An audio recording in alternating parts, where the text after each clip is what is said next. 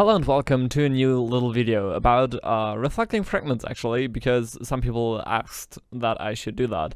So I'm just gonna go through like the basic stuff and show you how I made some sounds and the chords and the structure and stuff like that and which plugins I used. So first of all, the DAW which I use, as you can see, is Cubase 7.5. It's not the newest version, but I'm actually pretty happy with it, though some features of like 9.5 are actually quite nice, and I'm probably going to upgrade later this year. So starting off with the plugins, at first we have Isotope Ozone 7, which is pretty fucking cool for especially working with a stereo image, the imager. It's actually a single plugin and it's for free from Isotope, so that's pretty useful and you should check that out. I'm probably going to link that in the description.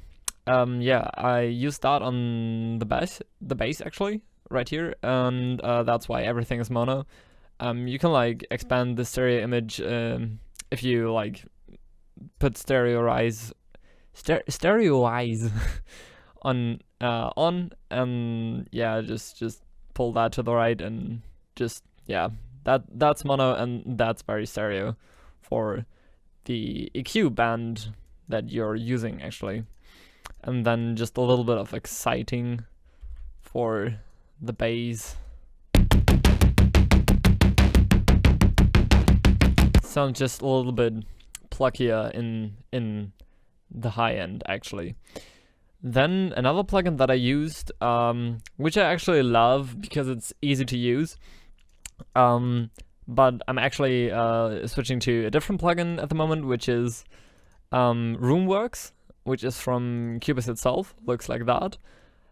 It sounds a bit less organic, which is definitely the upside of ambience. I recommend you that because it's really good for making reverb sound good, and it's easy to use, has a nice UI and stuff like that, but it leads to crashing the project if I use it like more than, I don't know, 100 times or something like that. So this is the reason why I'm switching to a different reverb plugin, because I tend to have a lot of that in tracks.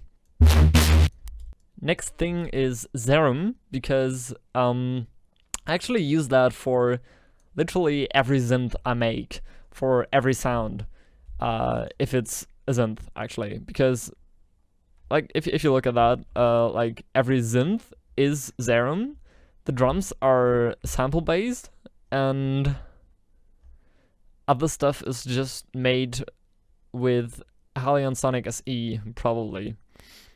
Yeah. For example, like the strings comes with Cubase actually, so that's why I'm using that. And I bit crushed these strings. Yeah, bit crushing is also a thing I love to use on a lot of stuff, and I tend to use it less nowadays, but in that track especially I used it quite a bit, also on the plug as well. The trick right here is a mix between bit crushing and distortion. Makes it sound more powerful and more filled within the spectrum, as well as two reverbs to fill the room way better than it would with just one reverb. So it sounds very, yeah, very smooth within the mix, as you can hear.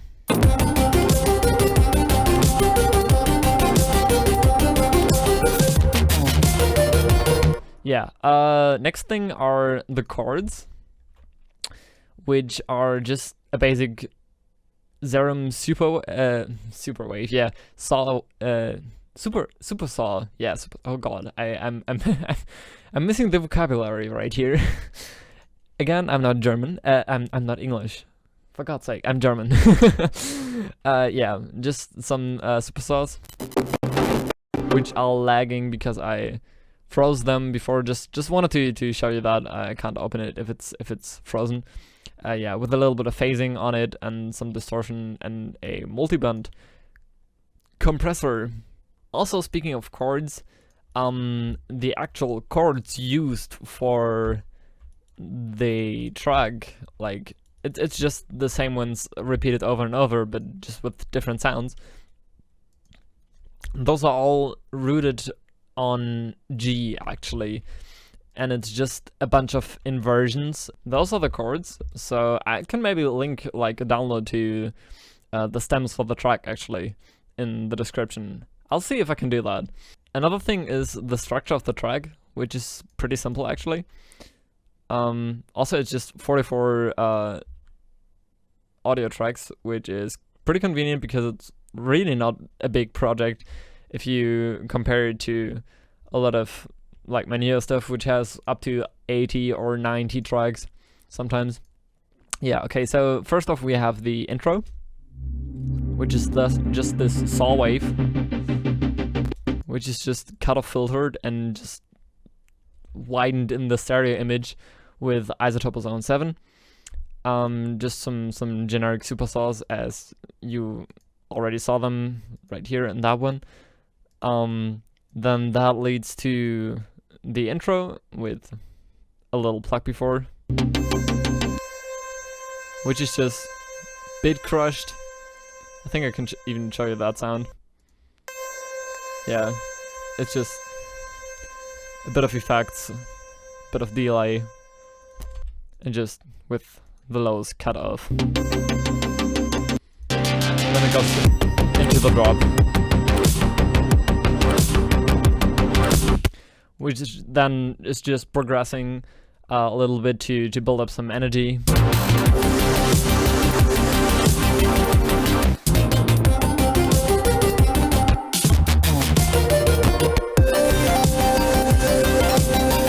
Also, I switched up the pluck melody because it was slower in the beginning. And it's just straight up. I don't know if it was actually 1/16.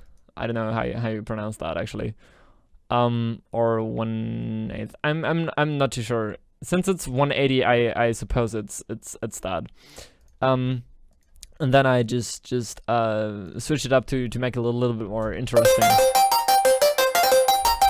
And yep, the project is compressed as hell, so if you want to achieve a sort of similar sound, you should just, I don't know, compress the hell out of it. Yeah, I love that preset. Don't judge me for that. It just sounds basically as the original input, and I can just crank the output up to actually just put more gain on it. That's a mastering plugin by Cubase itself, Steinberg. I always forget how the developers actually are called. With just 16 output bits to the level high. Then as well I have isotope zone 7, which just monos the low end and just widens up the high end a bit. A maximizer actually to compress and limit a bit, and just a tiny bit of EQing to smoothen out the high end. Then the drop continues. No, I don't know how it progresses. Yeah, progresses into that little breakdown thingy.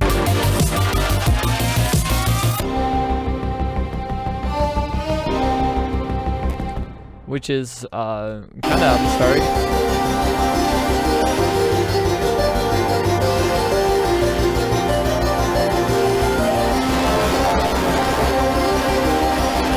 Yeah, it's lagging a little bit because that one is polyphonic, I think. Yep, it's just a lot of voices. Which has just some pitch automation to it, and yeah, just a bit of reverb and distortion and compression as usual. Nothing special on the effect chain right here. And then it just has this little drum and bass second drop, which sounds pretty cool.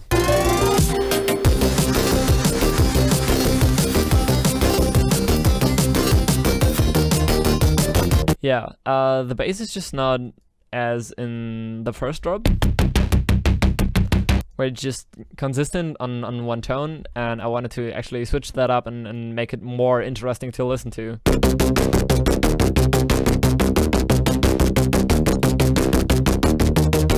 Which is why I added another sound to it as well, to make it fill the spectrum even better. Because without that, it would just sound like that.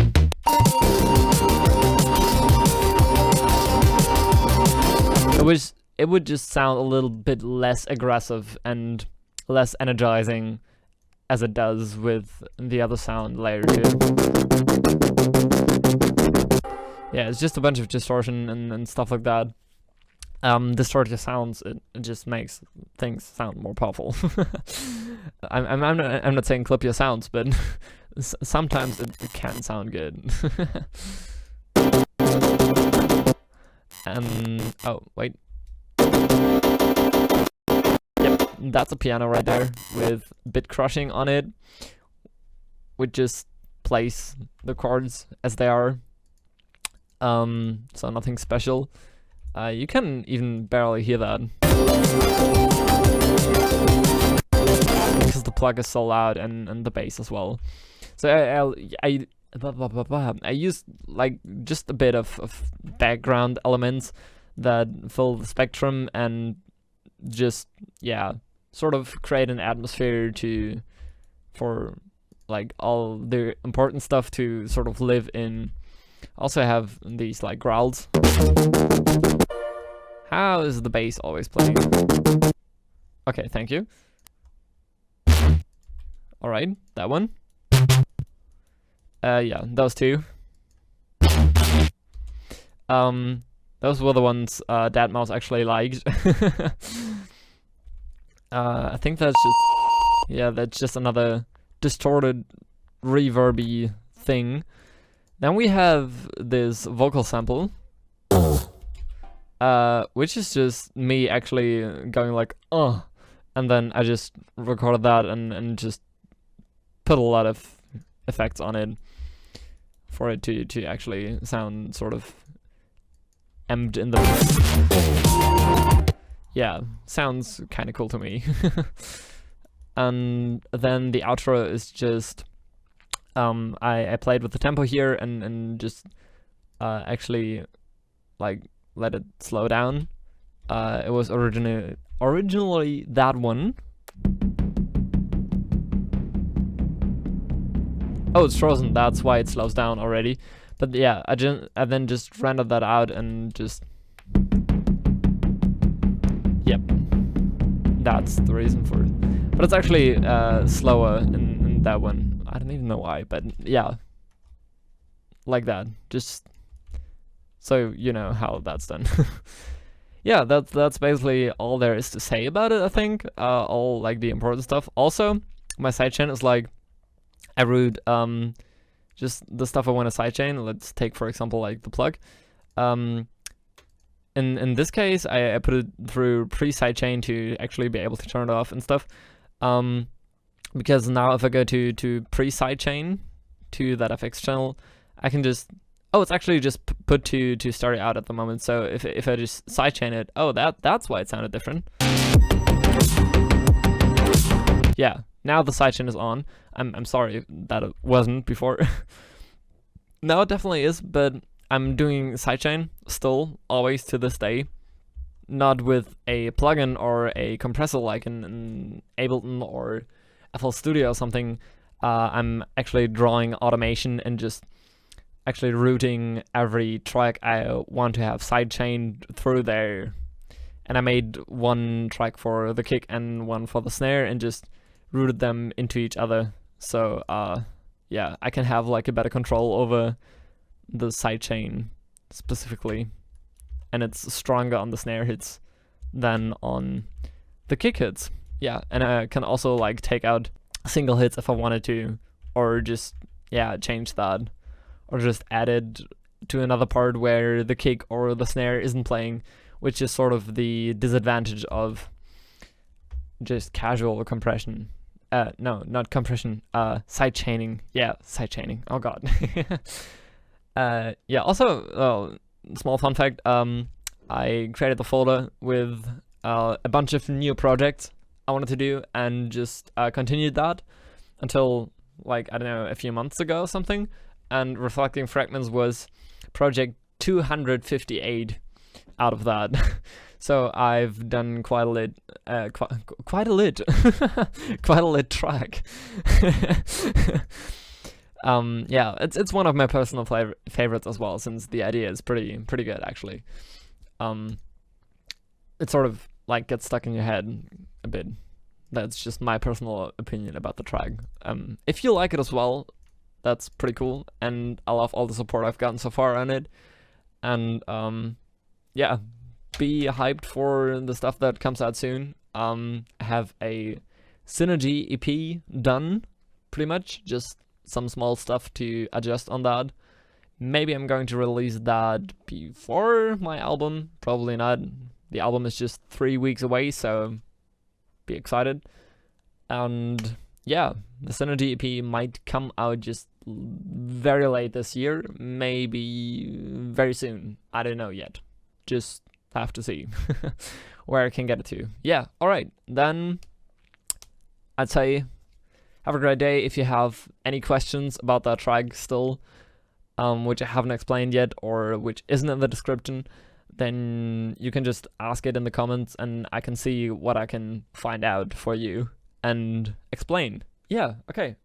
Thank you for watching, and see you tomorrow, I guess, or just in the next video. Bye.